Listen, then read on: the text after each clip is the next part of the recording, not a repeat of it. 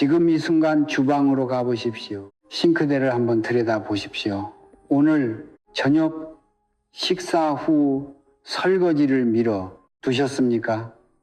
기름기 묻은 그릇이 쌓여 있습니까? 잠시 그 자리에 서서 그 광경을 직시하십시오.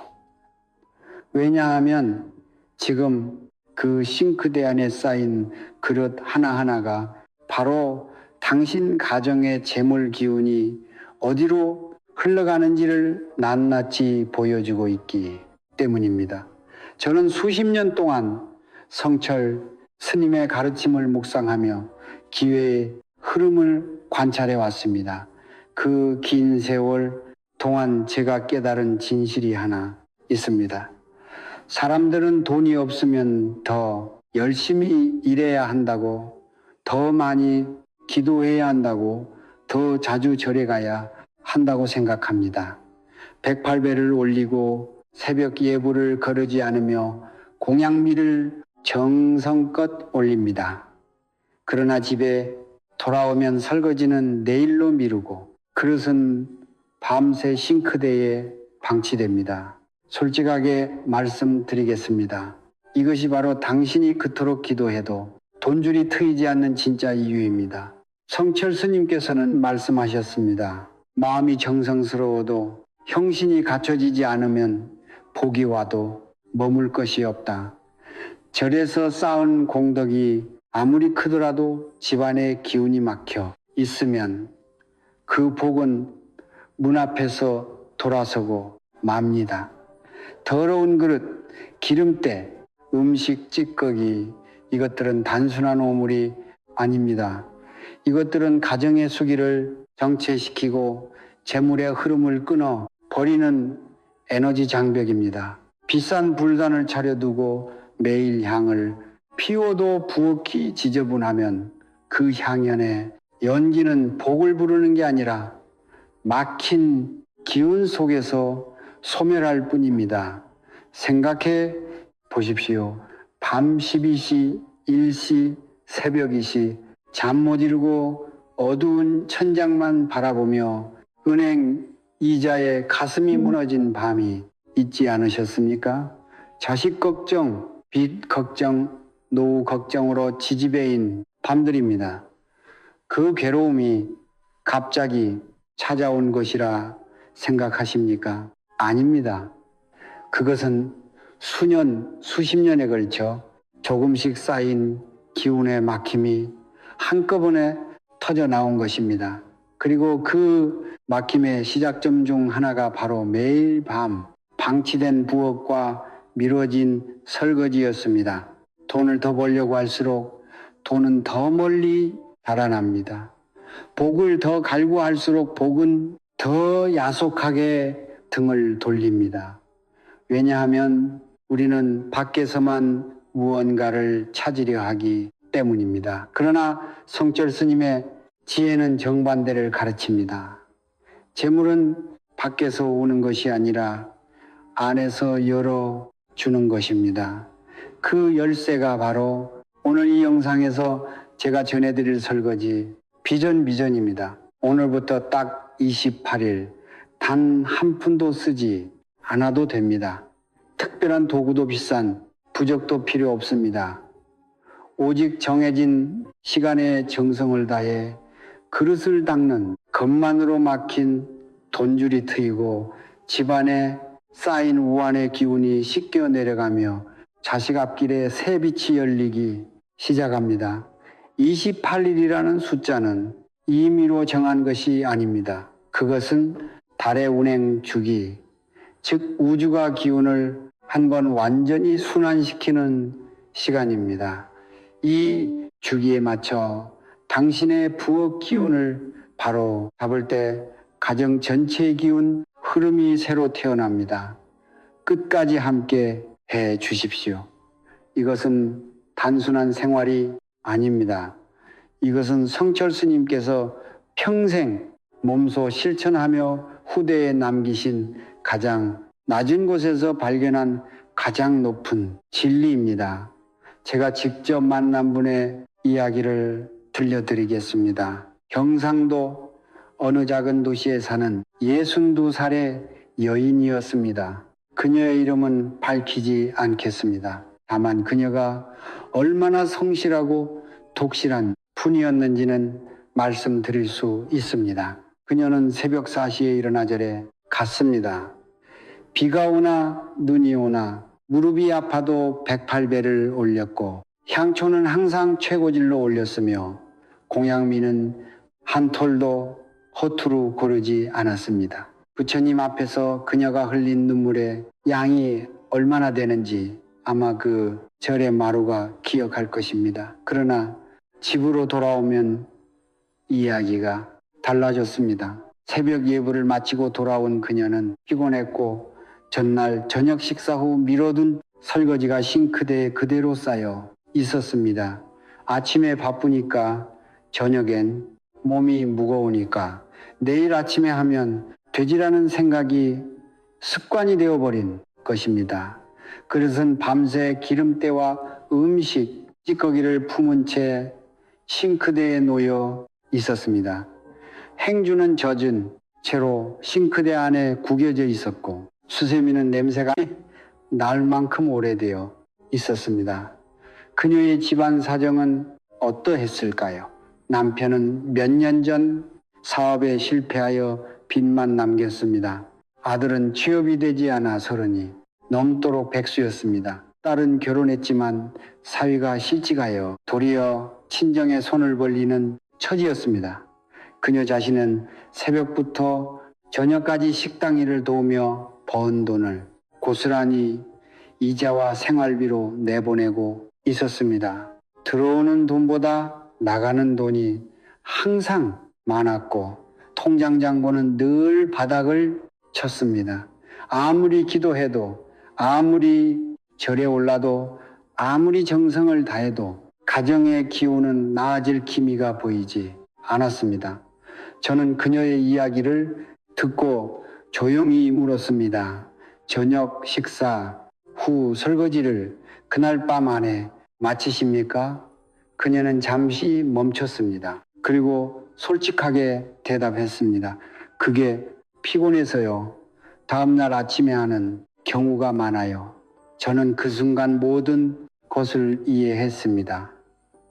성철 스님께서 늘 말씀하셨습니다. 정성은 눈에 보이는 곳에서 시작된다. 부처님 앞에 올리는 정성은 진심이었을 것입니다. 그러나 가장 가까운 곳, 가족이 매일 밥을 먹는 그 그릇을 닦는 일에는 정성이 닿지 않았던 것입니다. 풍수의 이치로 보면 부엌은 집안의 재물 기운이 태어나는 곳입니다. 부엌에서 음식이 만들어지고 가족이 그 음식으로 기운을 채우며 그 기운이 다시 밖으로 나가 재물을 불러옵니다. 이것이 기의 순환입니다. 그런데 밤새 더러운 그릇이 싱크대에 방치되면 수기가 정체됩니다. 썩은 물이 흐르지 않듯 재물의 기운도 흐르지 않고 고여 썩기 시작합니다. 아무리 좋은 씨앗을 뿌려도 토양이 썩어 있으면 싹이 나지 않는 것과 같습니다.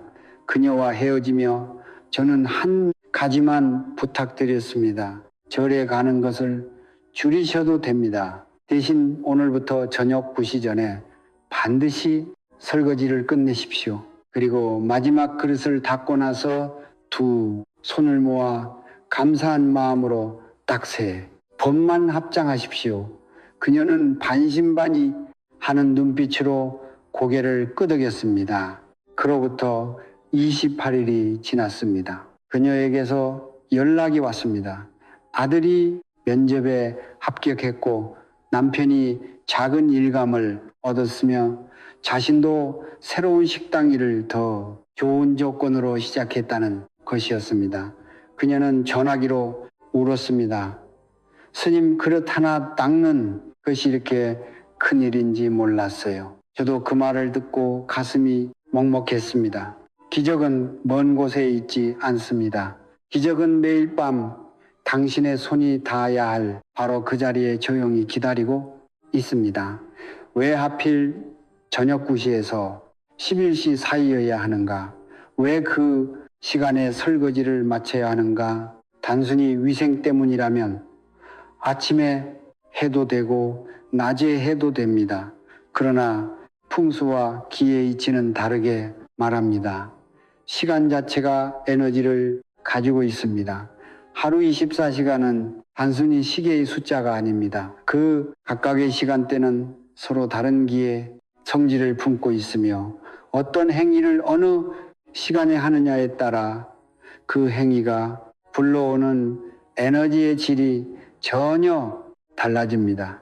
이것이 성철 스님께서 평생 강조하신 때의 수행입니다. 동양의 전통 시간법에서 밤 9시부터 11시까지를 해시, 하이시라고 부릅니다. 해는 12지의 마지막 자리를 상징합니다. 이 시간은 하루의 양기가 완전히 음기로 전환되는 시점입니다. 낮 동안 밖으로 뻗어나갔던 기운이 이 시간을 기점으로 방향을 바꾸어 안으로, 즉 가정으로 되돌아옵니다. 쉽게 말씀드리면 해시는 하루 동안 세상에 흩어졌던 재물의 기운이 집으로 귀환하는 시간입니다. 새들이 저녁이 되면 둥지로 돌아오듯 재물의 기운도 해시가 되면 집으로 돌아오려 합니다. 그런데 집에 돌아왔을 때 문이 닫혀 있으면 어떻게 되겠습니까? 재물의 기운은 들어오지 못하고 다시 밖으로 나가버립니다. 더러운 그릇, 정체된 수기, 음식 찌꺼기에서 피어오르는 탁한 에너지, 이것들이 바로 그 닫힌 문입니다. 저는 수년간기의 흐름을 관찰하면서 재물 걱정이 끊이지 않는 가정과 그렇지 않은 가정 사이에 공통된 차이를 발견했습니다. 어렵게 사는 집에 부엌은 대부분 해시가 지나도록 설거지가 되어 있지 않았습니다. 그릇은 쌓여 있고 싱크대는 물기가 고여 있으며 행주는 젖은 채로 방치되어 있었습니다. 반면 가훈이 피어나는 집의 부엌은 달랐습니다. 저녁 식사가 끝나면 제때에 설거지를 마쳤고 그릇은 깨끗이 닦여 엎어져 있었으며 싱크대는 건조하고 청결했습니다. 화려한 살림이 아니었습니다. 비싼 주방용품이 있었던 것도 아닙니다. 다만 그들은 알고 있었습니다. 해시 안의 부엌을 정결히 하는 것이 재물의 문을 열어주는 행위임을 음양, 오행의 이치로 더 깊이 들어가 보겠습니다. 부엌은 오행중수와 화가 공존하는 공간입니다. 물로 씻고 불로 익힙니다. 이 두 기운이 균형을 이룰 때 부엌은 가정의 재물 기운을 활성화하는 심장이 됩니다. 그런데 설거지를 미루면 수기가 고입니다. 고인, 물은 썩습니다. 썩은 수기는 화기를 억누르고 화기가 약해지면 가정의 온기가 사라집니다. 온기가 사라진 집에는 재물도 건강도 자식의 운도 모두 기울기 시작합니다. 이것은 미신이 아닙니다. 수천 년 동안 이 땅의 현자들이 관찰하고 검증한 기의 법칙입니다. 성철 스님께서는 이렇게 말씀하셨습니다. 가장 낮은 곳을 정성껏 돌보는 것이 가장 높은 수행이다. 부엌은 집에서 가장 낮은 곳에 있는 공간입니다.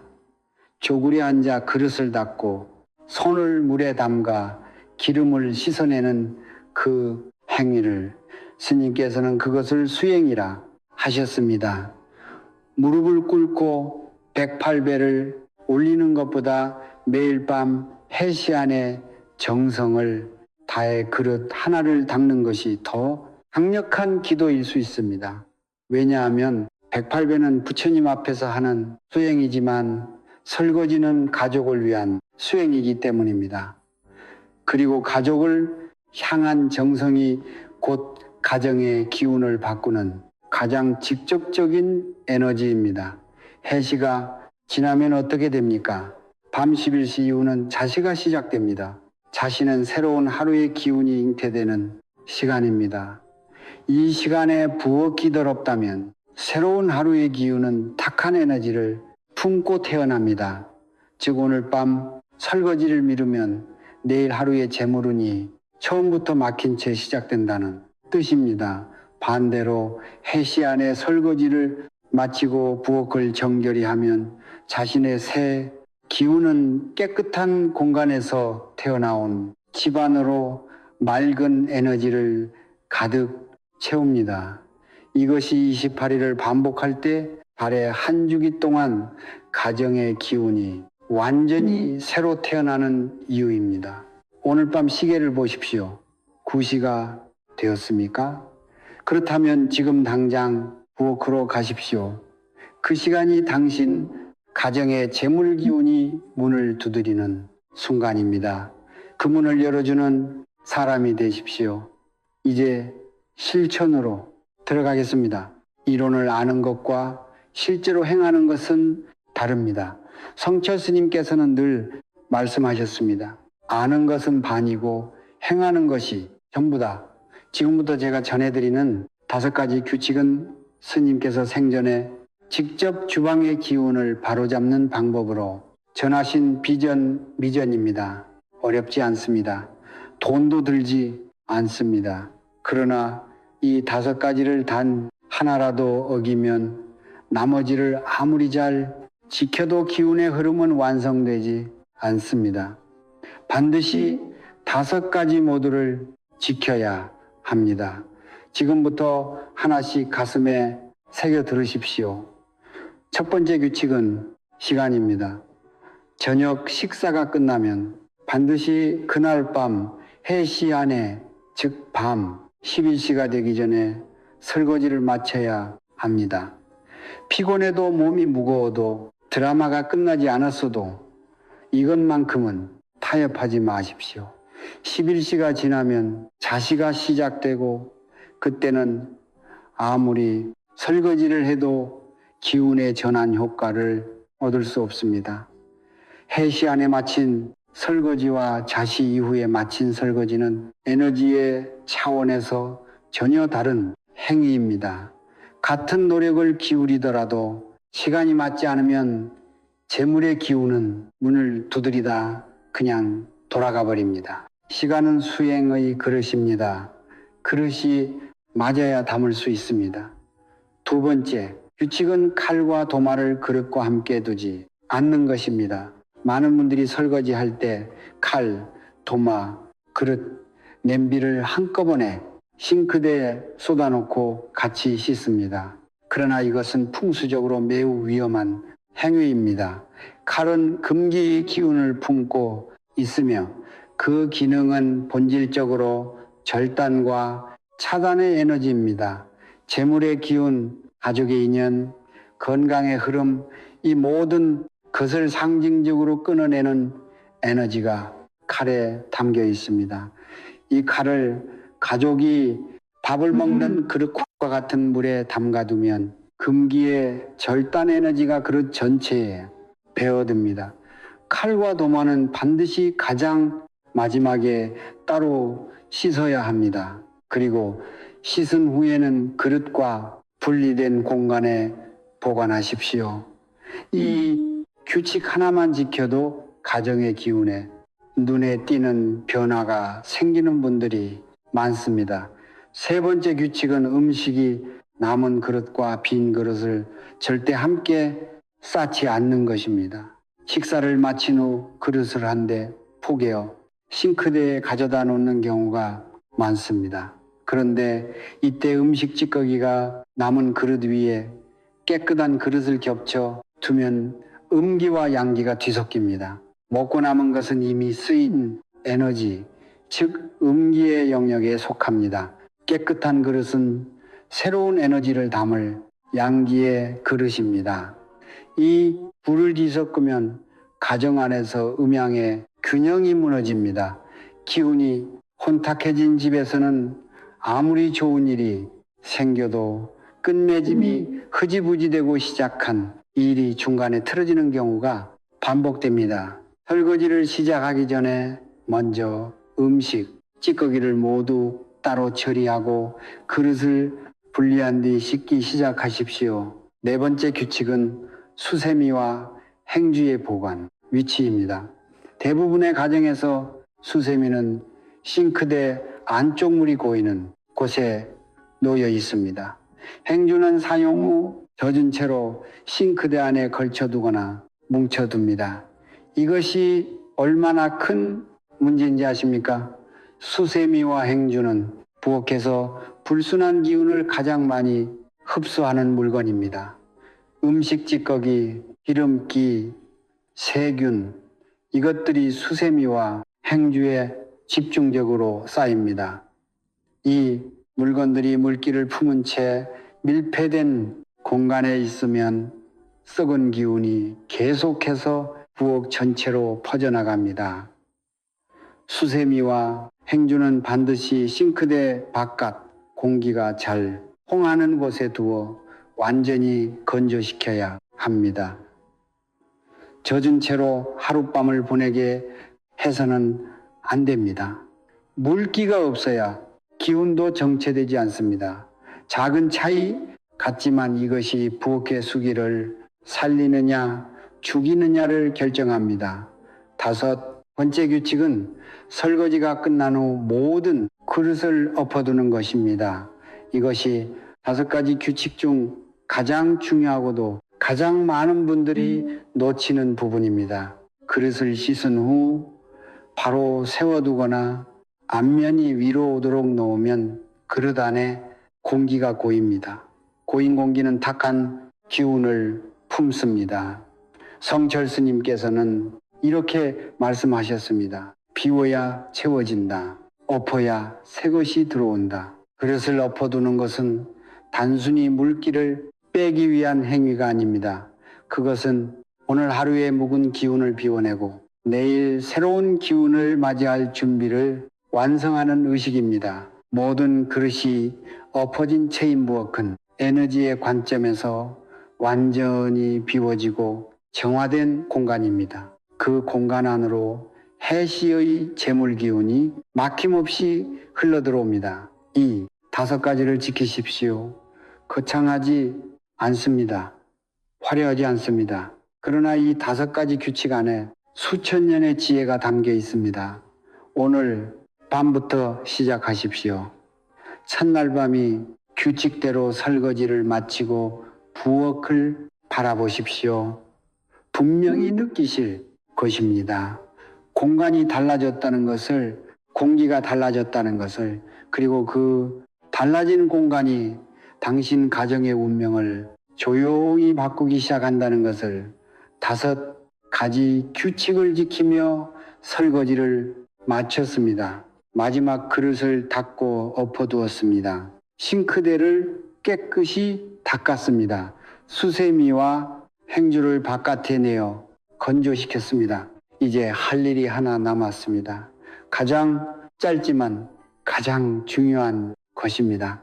성철 스님께서 미전으로 남기신 마지막 의식, 발언문입니다. 발언이란 무엇입니까?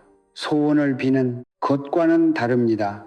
소원은 바깥을 향해 손을 내미는 것이지만 발언은 안으로부터 씨앗을 심는 것입니다.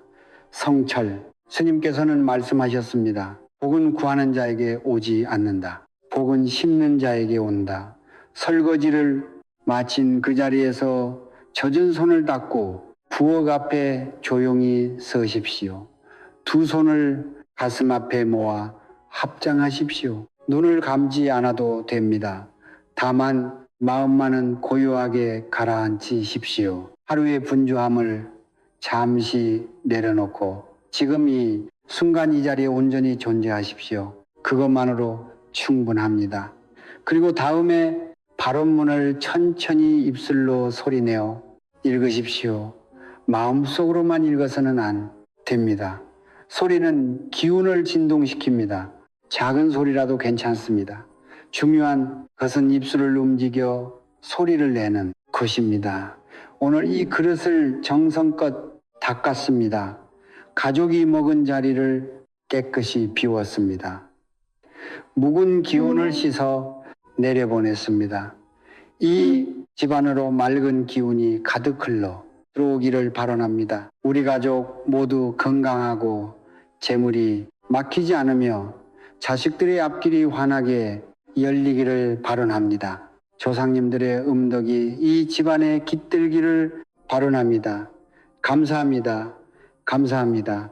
감사합니다. 세 번의 감사로 끝을 맺는 것이 중요합니다. 첫 번째 감사는 오늘 하루를 살아낸 자신에 대한 감사입니다. 두 번째 감사는 함께 밥을 먹은 가족에 대한 감사입니다. 세 번째 감사는 이 집을 지켜주시는 조상님과 부처님에 대한 감사입니다. 이 세 겹의 감사가 쌓일 때 발언의 씨앗은 뿌리를 내리기 시작합니다. 이것을 28일 동안 하루도 거르지 않고 반복하십시오. 28이라는 숫자는 단순한 숫자가 아닙니다. 다른 약 28일을 주기로 차고 기울며 지구를 한 바퀴 돕니다. 동양의 전통에서 다른 의미의 상징이며 가정과 여성과 재물의 기운을 주관합니다. 달이 한 바퀴를 도는 동안 가정의 기운도 한 번의 완전한 순환을 마칩니다. 이 28일의 주기에 맞추어 매일 밤 발언을 반복하면 기운의 순환이 점차 정화되고 강화됩니다. 구체적으로 어떤 변화가 일어나는지 말씀드리겠습니다. 1일에서 7일까지는 정화의 시간입니다. 집안에 오랫동안 쌓여 있던 탁한 기운, 묵은 걱정, 가족 사이에 보이지 않는 갈등의 에너지가 조금씩 씻겨 내려갑니다. 이 시기에는 특별한 변화보다는 마음이 조금씩 가벼워지는 느낌이 옵니다. 잠이 잘 오고 아침에 일어나는 것이 덜 힘들어집니다. 이것이 기운이 움직이기 시작했다는 신호입니다. 8일에서 21일까지는 전환의 시간입니다. 재물의 기운이 조금씩 방향을 바꿉니다. 예상치 못한 곳에서 작은 수입이 생기거나 오랫동안 막혀있던 일이 풀리거나 자식에게서 좋은 소식이 들려오기 시작합니다. 모든 분들이 같은 방식으로 변화를 경험하지는 않습니다. 기운은 각자의 삶에서 가장 필요한 곳을 먼저 열어 줍니다. 그러니 어떤 변화가 오더라도 작게 여기지 마십시오. 그것이 문이 열리는 소리입니다. 22일에서 28일까지는 완성의 시간입니다. 달의 기운이 한 주기를 마감하며 가정의 기운 전체를 새로 봉인합니다. 이 마지막 7일을 가장 정성스럽게 임하십시오. 발언문을 읽을 때 눈물이 나는 분들이 있습니다. 그 눈물을 참지 마십시오. 눈물은 기운이 정화될 때 몸이 보내는 신호입니다. 오랫동안 쌓인 한과 두려움이 물처럼 흘러나오는 것입니다. 그 눈물이 마르고 나면 그 자리에 새로운 기운이 채워집니다.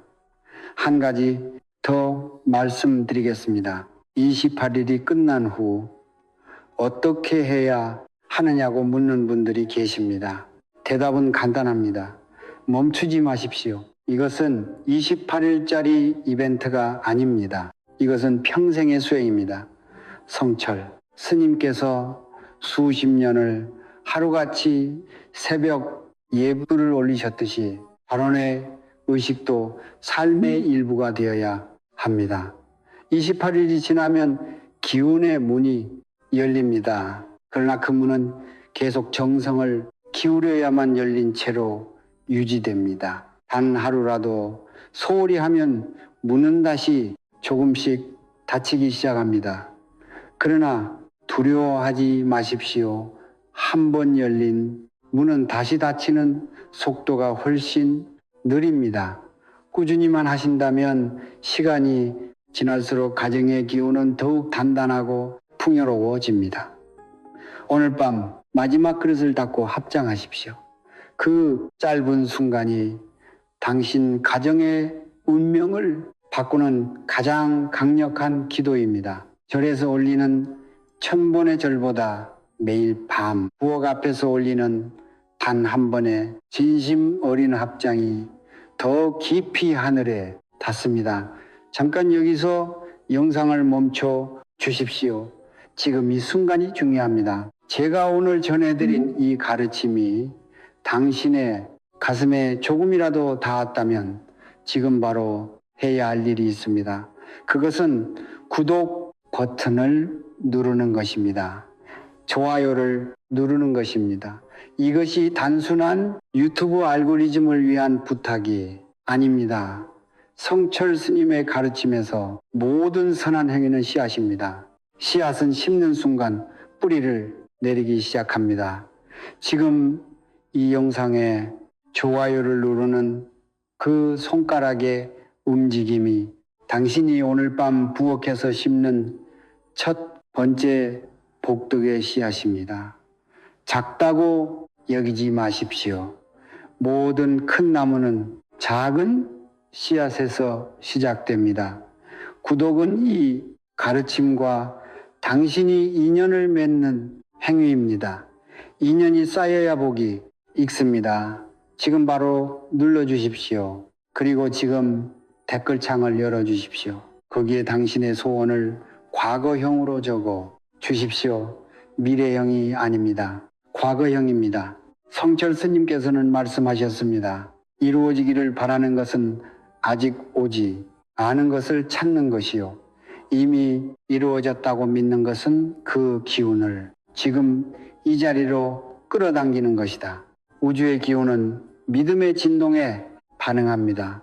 아직 이루어지지 않았더라도 이미 이루어진 것처럼 선언할 때 그 선언이 현실을 향해 가장 강력한 인력으로 작용합니다. 예를 들어 이렇게 적으십시오. 나는 2026년에 모든 빚을 다 갚았다. 우리 아이가 원하는 직장에 합격했다. 우리 집 가정의 기운이 완전히 맑아졌다. 나는 건강하고 풍요로운 노후를 살고 있다. 사업이 막힘없이 잘 풀리고 있다. 이 중 하나를 골라도 좋고 당신만의 발언을 직접 써도 좋습니다.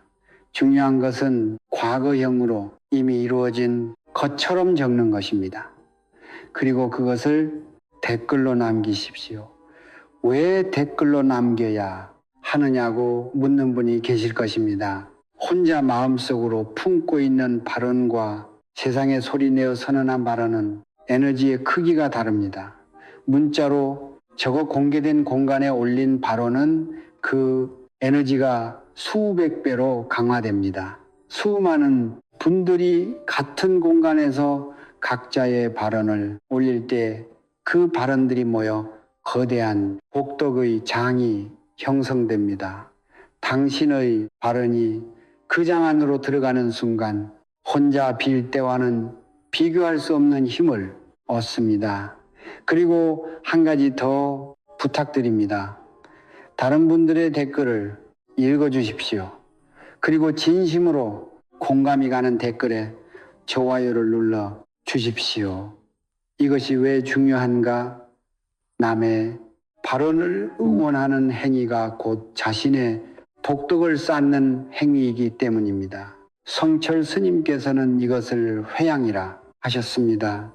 내가 쌓은 공덕을 남에게 돌리는 것, 남의 행복을 진심으로 바라는 것, 이것이 자신에게 돌아오는 복의 크기를 가장 빠르게 키우는 방법입니다. 댓글에 좋아요를 누르는 그 작은 행동, 하나가 당신이 모르는 사이에 당신의 재물운과 가정운을 끌어올리고 있습니다. 오늘 이 영상에서 단 3분의 댓글에만 좋아요를 눌러도 됩니다. 그 3번의 클릭이 3개의 복덕 씨앗이 됩니다. 마지막으로 부탁드립니다. 이 영상을 혼자만 간직하지 마십시오. 지금 이 순간 당신 주변에 빚 걱정으로 잠 못 이루는 분이 계십니까? 자식 때문에 가슴 조이는 분이 계십니까? 오랫동안 돈이 들어오지 않아 지쳐 있는 분이 계십니까? 그분들에게 이 영상을 보내주십시오. 카카오톡으로, 문자로, 가족단체 채팅방으로 지금 바로 공유 버튼을 눌러주십시오. 이 영상 하나가 누군가의 막힌 기운을 트여줄 수 있습니다. 누군가의 부엌을 바꾸고, 누군가의 가정을 바꾸고, 누군가의 운명을 바꿀 수 있습니다.